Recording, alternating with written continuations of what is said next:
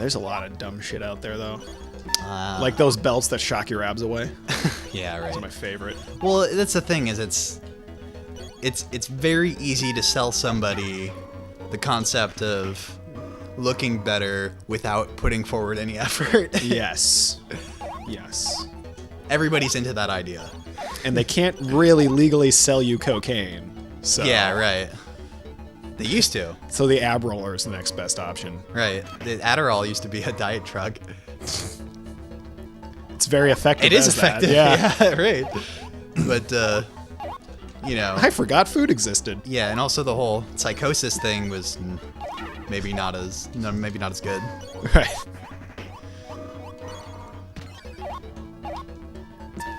But yeah, amphetamine diet pills were. Yeah. They were a thing. Cheap speed. Yeah. Over the counter too. Oh yeah. Well, then again, so was heroin at one point. Yeah, right.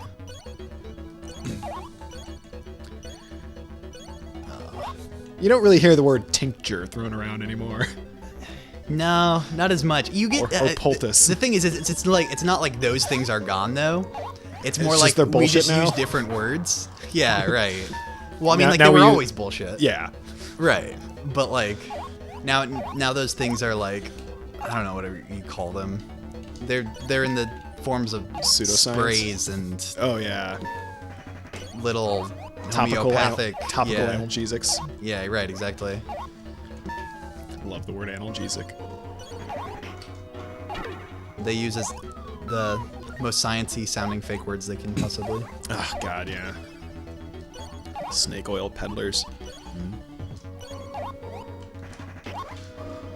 So have you heard of the Food Babe? The what? The Food Babe? No. She is like, I don't know, she makes a crap load of money on blogs and shit like that, talking about how GMOs are awful and like how there's like chemicals and like how chemicals are bad because the word chemical is a bad word, and it's just Right, like you don't thing. understand what a chemical is, and she's a terrible person who just peddles awful wares and Yeah, just a lot of naturalistic fallacy going on.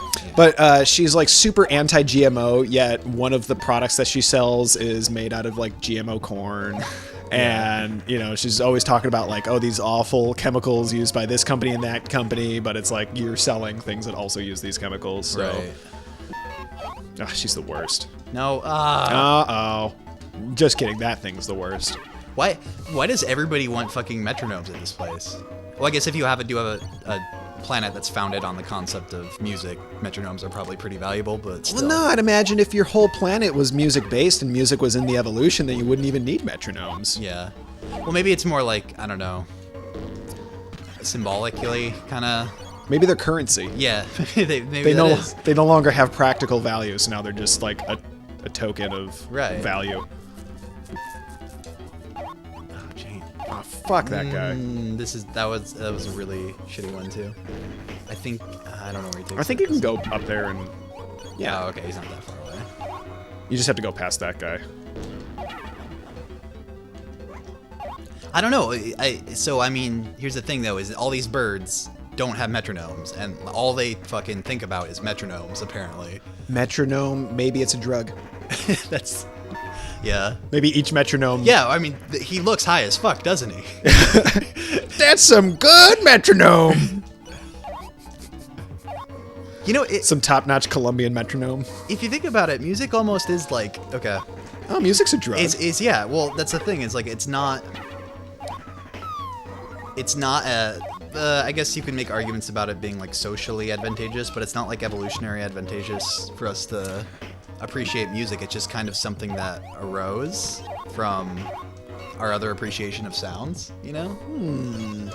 So I think there's well, yeah, I guess it's not like necessarily for survival's sake, although maybe recognizing rhythms as being natural or unnatural. Well, that's what I'm saying, is it's not so much that it's not so much that it's not like that our appreciation of music doesn't come from natural selection, but more that like music itself is just an amalgamation of other things that like we appreciate it because of a bunch of other reasons that we like to hear sounds. Okay. So like we like to hear people's voices and like stuff like that. Mm-hmm. You know.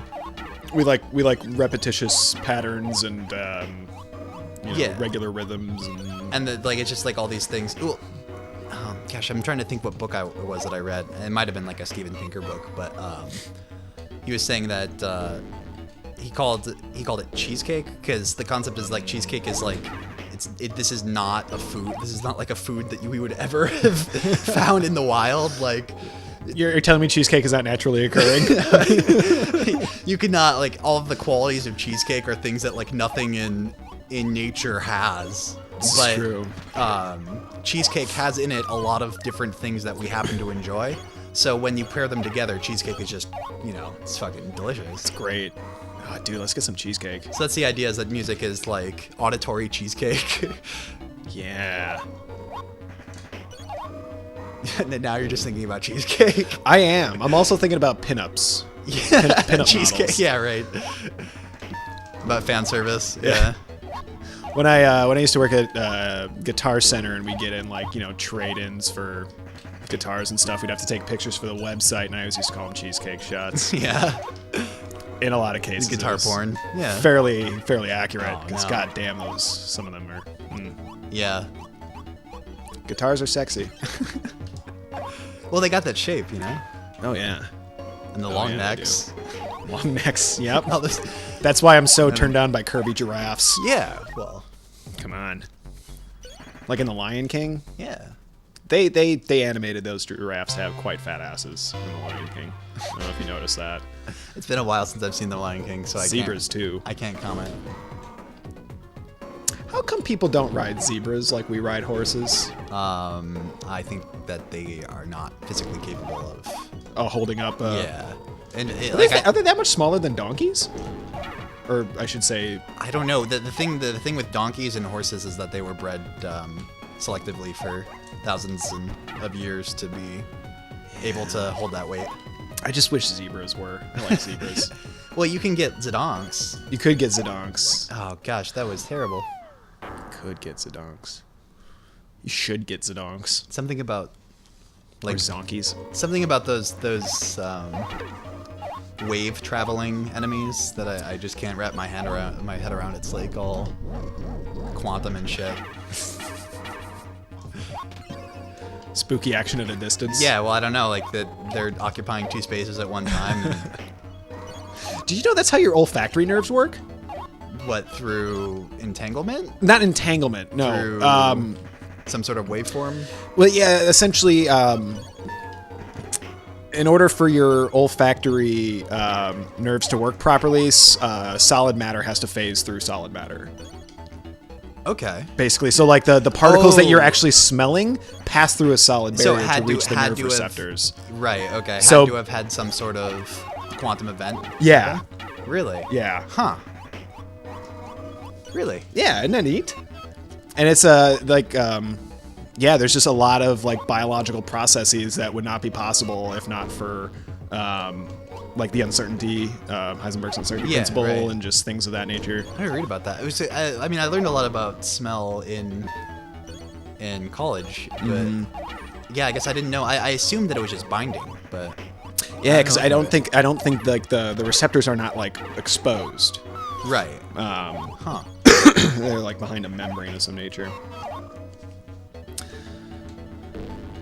Interesting. I'll look into that. Yeah, right?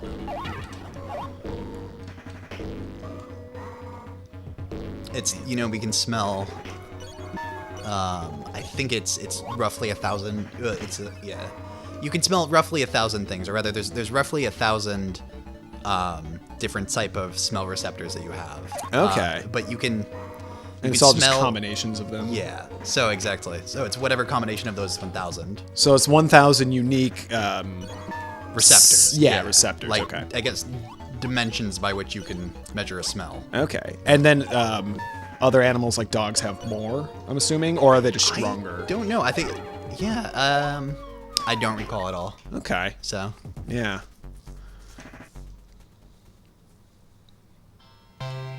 I don't like dogs, like animals with wet noses and stuff too. Like they're more. They're more, I think, like their bodies are shaped better for olfaction. You know what I mean? Mm-hmm. Or like they're set up better for olfaction. So. Well, yeah, I mean, they have a larger nasal cavity as well, so they can just bring in more air into there, and it just kind of, sciences around in there for a bit. Yeah. You know, like, you have taste buds in... I'm trying to think. See, I wish... I'd love to tell you all these fun facts if I remembered any of them correctly. Like, entirely. Are you trying to tell me you have taste buds in your anus? You have taste buds in a lot of weird places. You do, yeah. I don't know just about... not active, I don't know right? about in your anus. No, like, you have taste buds in places and they're even active. You just don't notice it as tasting. Interesting. Yeah.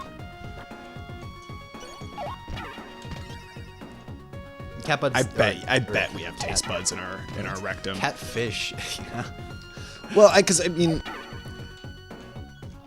like it's You sometimes just like, man, like something how else- tastes like shit. yeah, right. How else would we know tastes like shit? Like, how do you know? Well, because taste is mostly smell. True. So. True. You had to go ahead and blow a hole in that one. But no, I mean, really, like if you think about it, like the fact that for vertebrates we have separate mouths and rectums. Yeah. That's not the case in I would lot say of most animals, life or most animal life.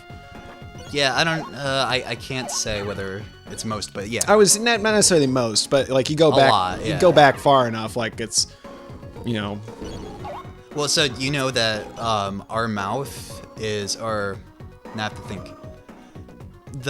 Our mouth is what forms from what our other